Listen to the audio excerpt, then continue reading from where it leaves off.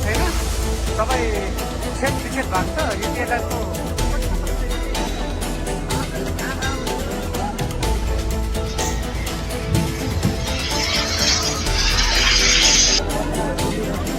यति airlines गयो सबै हेर्न, पोखरामा यति एयरलाइन्स गयो। यतिर चाहिँ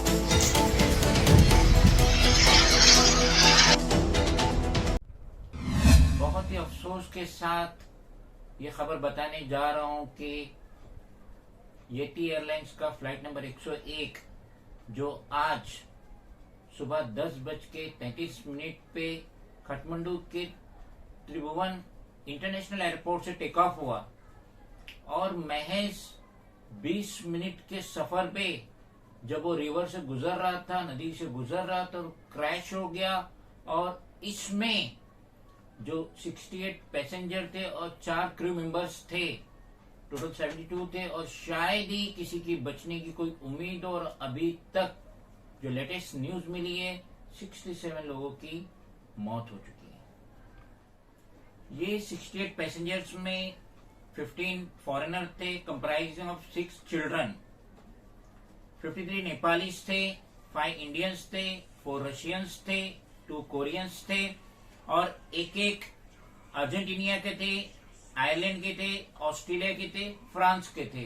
तो इन सबों की मौत वाकई हो चुकी है और ये पहला हादसा नहीं है।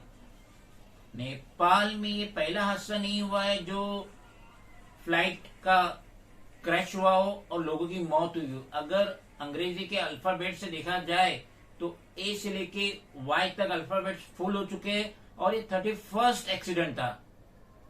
येटी एयरलाइंस का फ्लाइट नंबर 101 जिसके अंदर करीब 72 पूरे पैसेंजर विद क्रू मेंबर्स की मौत वाकई हो चुकी है।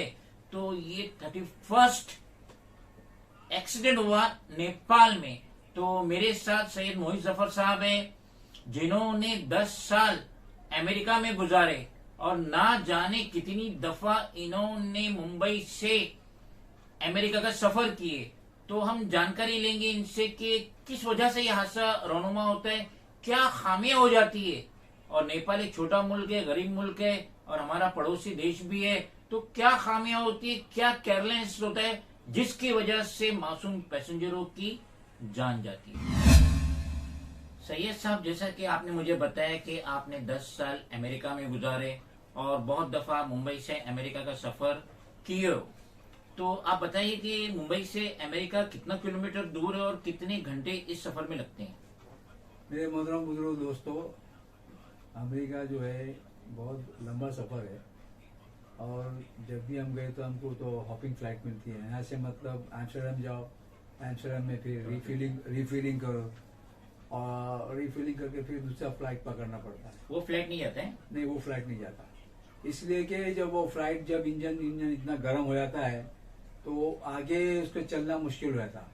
अच्छा, बिफोर जाने से पहले एयरपोर्ट पे पूरी चेकिंग होती है, फ्लाइट का, इंजन का, फैन का, जितना भी है, रिफिलिंग जो भी मतलब गैस पेट्रोल वगैरह भरते हैं और ये भरते हैं इसलिए क्या, और सब चेक करे बाद में ऐसे इन लोग फॉरवर्ड करते हैं, आगे निकलते हैं। आगे निकलने के बाद में यहाँ से जो फ्लाइट उठता है, सब में बड़ी खराब सफर जो है प्लेन का है। आदमी का एक तो इंश्योरेंस हो तो अच्छी बात है, अलग है, इंश्योरेंस होना जरूरी रहता और वो उसके बदले पैसे में देखो, माल कोई कीमत नहीं रखता है, जान असल में कीमत है। आप ट्रेन का सफर कर लो बहुत आसान, बस का सफर कर लो वो थोड़ा डिफिकल्ट है। एक फ्लाइट का सब में डेंजर है ना, अपने मौत को दावत दे रहे। हाइट भी बहुत ऊपर से, हाइट भी ऊपर उड़ती है, आपको कुछ दिखता ही नहीं। आप बादलों में गुजरेंगे, नीचे का जमीन भी नहीं दिखती बेशक। और पानी ऐसा रहता, बस पानी में आप ऐसा मानो, पानी में आप बस जहाँ कुछ हुआ, ये जो एयरोस्टेज जो रहती है अंदर की, वो पहले का हमको बताती है, अब ये बटन है, दबाओ, ये आएगा, मौत पूछ आएगा, आप नीचे कभी हुआ हादसा है, यहाँ से आप जम मारो। अरे पागल की बच्ची, अरे कभी हम जिंदगी में कभी ऐसे जम नहीं मारे। इस तरह से प्लास्टिक की उसके अंदर बोले एयरबैग है तुम्हारा, ये हो जाएगा, वो हो जाएगा। ये सब बहाने पब्लिक को चॉकलेट देने की, बेवकूफ बनाने का है। जितने भी फ्लाइट गुजर रहे हैं ये सब जो है मोनोपोली है इन लोगों की, जितने मतलब बड़े बड़े फ्लाइट्स के है ना, और जो छोटे छोटे ये आए हैं, ये सब बेकार फ्लाइट्स है। ये भी तो बहुत छोटा होगा तो ना। बस कोई बेकार फ्लाइट है, ऐसी फ्लाइट है कि बस अपने को तो समझ भी नहीं आता, विंग हिलते रहेगा या तो फिर टांग लटकती रहेगी, ऐसे मालूम तो अभी कभी को फ्यूज हो जाएगा मालूम नहीं। सैयद साहब, नेपाल एक गरीब मुल्क है, छोटा मुल्क है, हमारा पड़ोसी है, तो शायद उसके पास इतना फंडिंग नहीं होगा कि वो न्यू प्लेन खरीदे।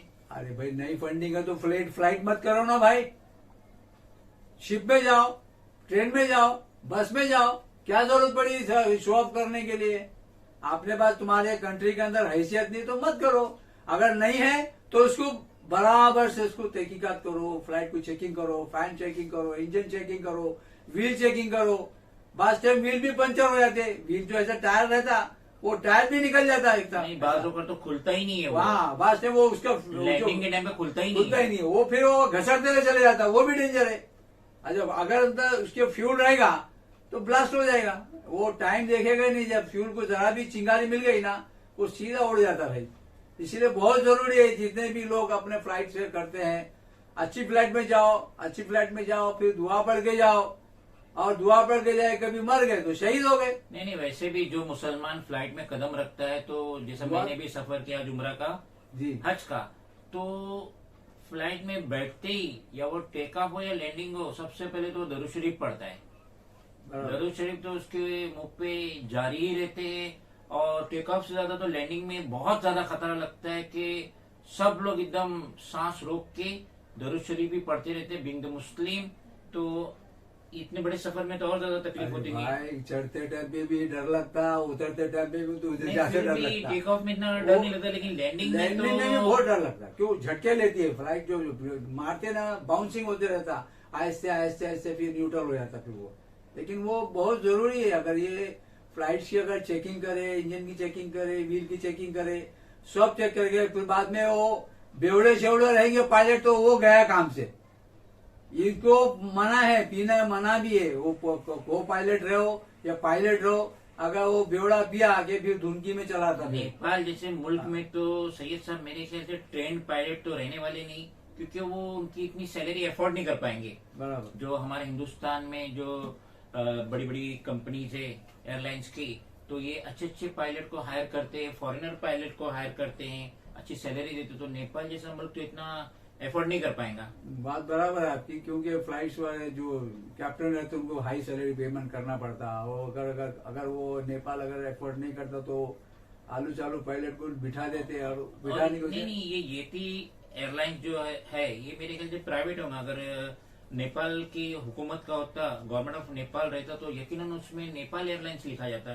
सही बात है, ये कोई ऐसा मतलब बताया ना, छोटे छोटे भी आ जाते हो, अपने काम चालू करते धंधे के लिए, कुछ ना कुछ उल्टा सीधा काम करके अपने लोगों की जान ले लेते।